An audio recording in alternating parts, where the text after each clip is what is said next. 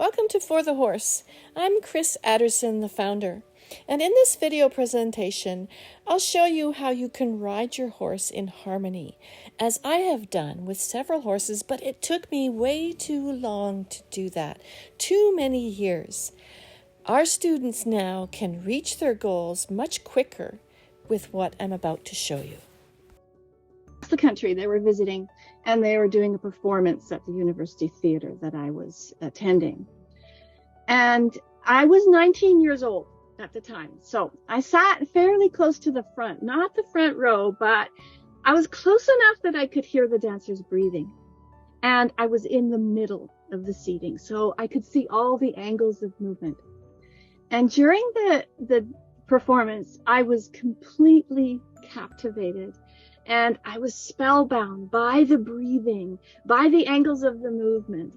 And I'd never seen dance performed in that way before. It was organic, and it made so much sense. But it was also so different. The dancers were using their bodies like kind of in a new language of movement that was so very powerful. They moved in all kinds of dimensions, right? All the planes. They twisted, they spiraled, they straightened, they expanded, they contracted. And it was natural, but at the same time, it was trained. So at that moment, I had an epiphany, and that's when my life changed. I didn't know at the time what a huge impact it made upon me, but I was changed forever. And when one of the dancers in the finale piece turned ever so slowly while coiling his body and then opening up with a very controlled expansion, I knew I want to do that. And so now, 40 years later, a few years ago, my husband and I went to a New Year's dinner theater at our local hotel and restaurant that we like to support.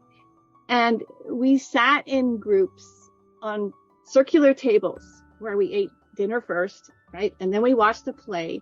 And the play was where the actors would run around the tables and stop here and there and interact with the audience. As we waited for the dinner theater to start, there was the usual coffee table chit chat, right? And the chit chat that was going around was, what do you do? And there was a fairly young woman who sat beside her husband across the table from me, and she had blonde hair and it fell around her. She had muscular shoulders, and she wore this shiny, stretchy jumpsuit that clung to her really well-shaped body. The woman answered to that question, what do you do? She said, I teach figure skating.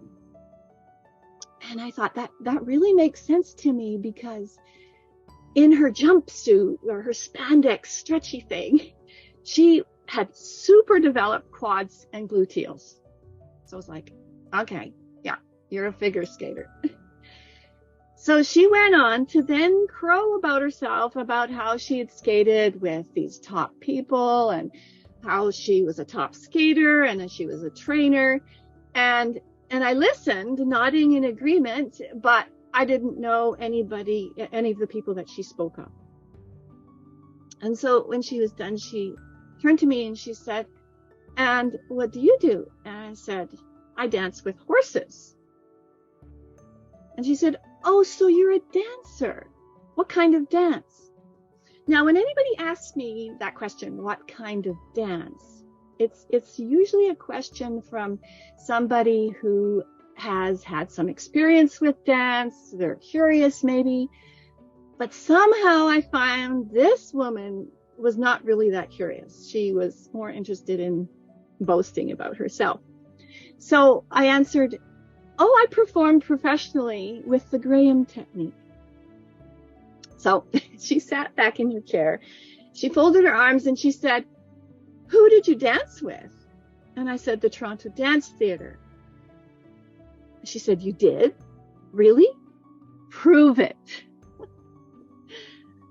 Well, all of a sudden, 3 actors made their appearance coming out of the stage left, and we were there to see this comical murder mystery.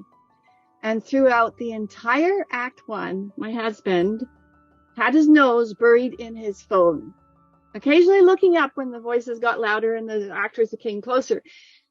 But I forced myself to keep my focus on the play. And I did feel really a tad annoyed because he was missing the entire show.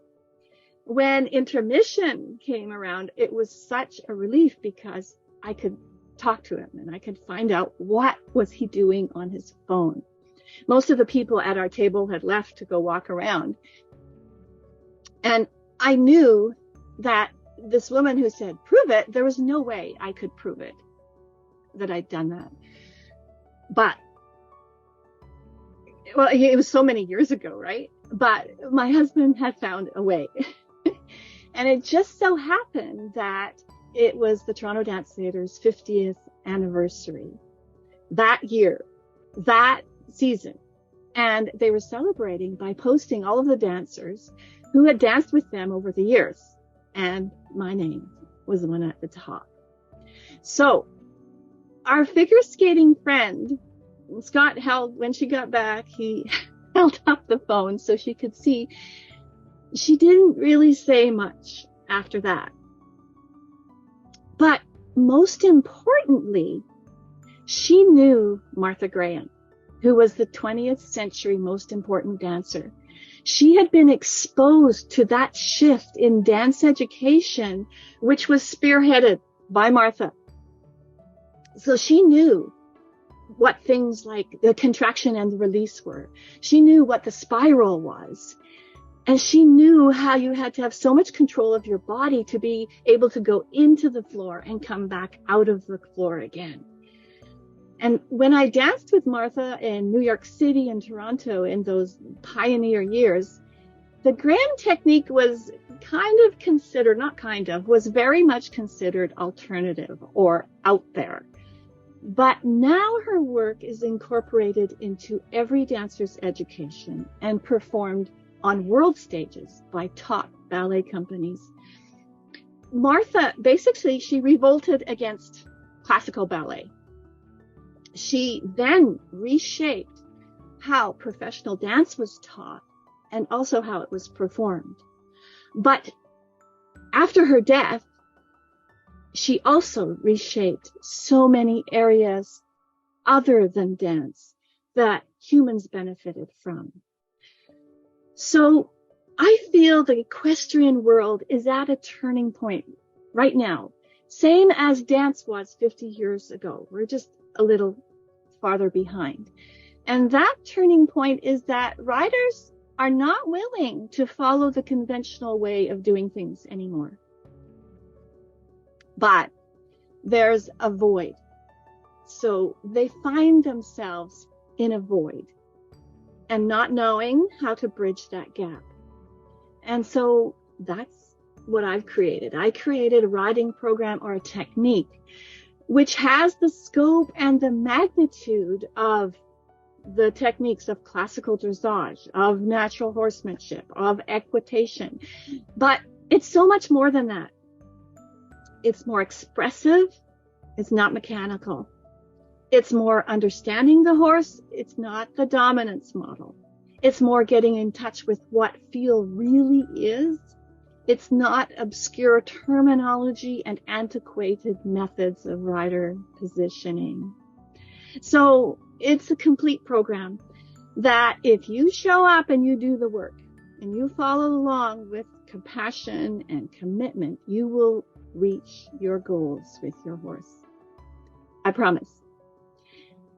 And we do this by using dynamics and energy in our technique. So we show you how to work with your horse so that you and your horse don't become like a robot. And it's in the language, it's in the horse's language. So you don't have to worry about the aids or the timing of the aids or the obedience to the aids. And we also use emotion and the understanding of emotion and energy and intention.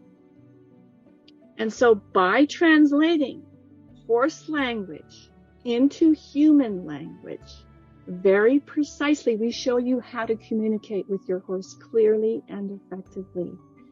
And we do that by giving you patterns, sequences, and figures.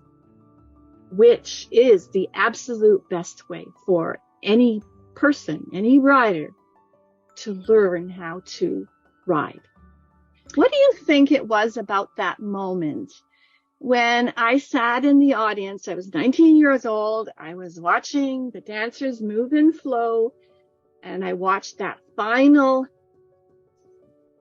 move where he coiled his body, collected himself, and he turned in complete control, and then opened and expanded with strength and focused energy to make his offer to the audience. What was it that made me say, I want to do that?